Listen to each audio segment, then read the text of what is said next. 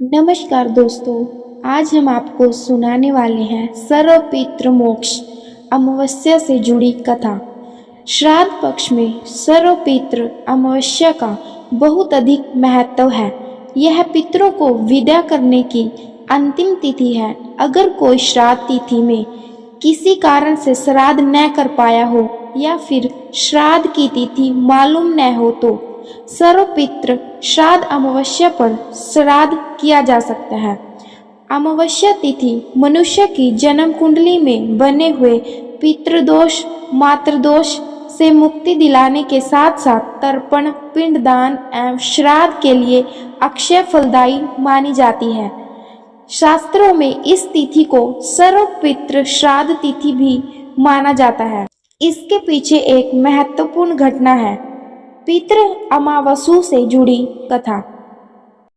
पुराने समय में अग्निश्वात और बहिष्पद नाम के पितृदेव थे। उनकी मानस कन्या थी अक्षोधा। अक्षोधा ने आश्विन मास की अमावस्या पर पितरों को प्रसन्न करने के लिए तप किया था। तपस्या से प्रसन्न होकर सभी पितृ देवता अक्षोधा के सामने प्रकट हुए। उस समय अक्षोधा का पूरा ध्यान एक तेजस्वी पितृ अमावस्या की ओर ही था और वह उन्हें अपलक निहारती रही। उसने अमावस्या से कहा, वरदान में आप मुझे स्वीकारें, मैं आपका संग चाहती हूँ। अक्षदा की यह बात सुनकर सभी पितृ देवता क्रोधित हो गए। उन्होंने उसे श्राप दिया कि वह पितृलोक से पृथ्वीलोक जाएगी। ये सुनकर अक्षोदा को अपनी गलती का एहसास हुआ और वह क्षमा याचना करने लगी। तब पितरों ने दया कर उससे कहा कि वह मत्स्य कन्या के रूप में जन्म लेगी।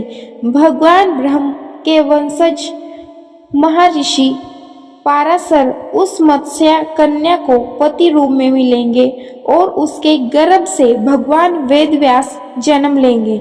इसके बाद फिर श्राप मुक्त होकर वह फिर से पितृलोक में वापस आ जाएगी। पितृ अमावस्या को पितृ देवताओं ने दिया वरदान। सभी पितरों ने अमावस्या की प्रशंसा की और वरदान दिया कि अपने सौंदर्य और स्त्री के आगे अपने मन को भटकने नहीं दिया और अपने संयम और नियम पर आप टिके रहे। इसलिए आज से ये तिथि आपके नाम से अमावस्या के रूप में जानी जाएगी। मान्यता है कि तभी से ये दिन पितृ मोक्ष अमावस्या के रूप में प्रसिद्ध हुआ है। पितृ कभी भी अपनी संतानों को परेशान नहीं करना चाहते।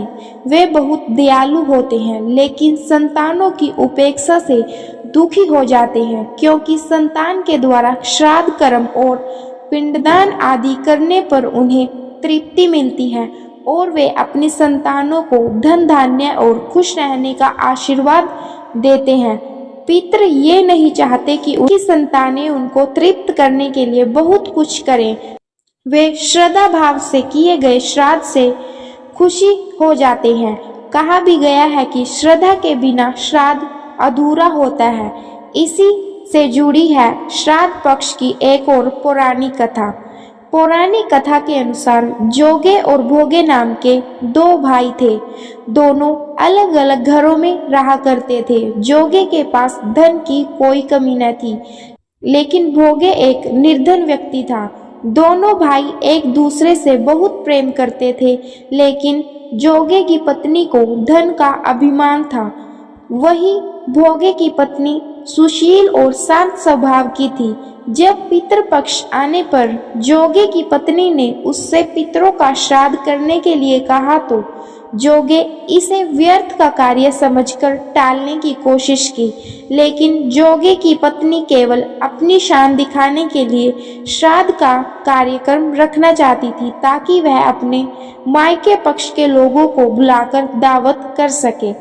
जोगे की पत्नी ने कहा कि मुझे कोई परेशानी न हो, इसलिए आप ऐसा कर रहे हैं, लेकिन मैं सत्य कहती हूँ, मुझे इसमें कोई परेशानी नहीं है। मैं भोगे की पत्नी को बुला लूंगी, हम दोनों मिलकर सारा काम कर लेंगी। दूसरे दिन भोगे की पत्नी सुबह आकर सारा कार्य करवाने लगी। उसने अनेक पकवान बनाए। फिर सभी काम निपटाने के बाद अपने घर वापस आ गई, क्योंकि उसे भी पितरों का तर्पण करना था। जब पितर भूमि पर उतरे, जब वे जोगे के यहाँ गए तो देखा कि उसके ससुराल पक्ष के सभी लोग भोजन पर जुटे हुए हैं। वहां ये देखकर वे बहुत निराश हुए। उसके बाद जोगे भोगे के पितर भोगे के यहाँ गए तो देखते हैं कि मात्र पितरों के नाम पर अगियारी दे दी गई है। पितर उसकी राख चाटते हैं और भूखे ही नदी के तट पर पहुंच जाते हैं। कुछ ही देर में सारे पितर अपने अपने यहाँ का श्राद्ध ग्रहण करके इकट्ठे हो गए और बताने लगे कि उनकी संतानों ने किस किस तरह के उनके लिए श्राद्धों के पकवान बनाए। जोगे भोगे के पितरों ने भी अपना सारा कुछ बताया। उन्होंने सोचा कि अगर भोगे निर्धन न होता और श्राद्ध करने में समर्थ होता तो शायद उन्हें भूखा वापस नहीं आना पड़ता, क्योंकि भोगे के घर में तो खाने के लिए भी 2 जून की रोटी नहीं थी। ये सारी बातें सोचकर पितरों को भोगे पर दया आ गई। अचानक वे नाच नाच कर गाने लगे कि भोगे के घर धन हो जाए, भोगे के घर धन हो जाए। सांझ का समय हो चला था, लेकिन भोगे के घर में खाने को कुछ भी नहीं था। उसके बच्चे भूखे थे। बच्चों ने अपनी माँ से कहा कि भूख लगी है। तब उन्हें टालने के लिए गुस्से से गरजकर भोगे की पत्नी ने कहा कि जाओ, आंगन में होदी औंधी रखी है, उसे जाकर खोल लो, उसमें जो भी मिले आपस में बांटकर खा लेना। बच्चों ने जब वहां जाकर होदी देखी तो वे दौड़े दौड़े माँ के पास जाकर कहते हैं, माँ, होदी तो मोहरों से भरी पड़ी है। आंगन में आकर भोगे की पत्नी ने यह सब कुछ देखा तो उसके आश्चर्य का ठिकाना नहीं रहा।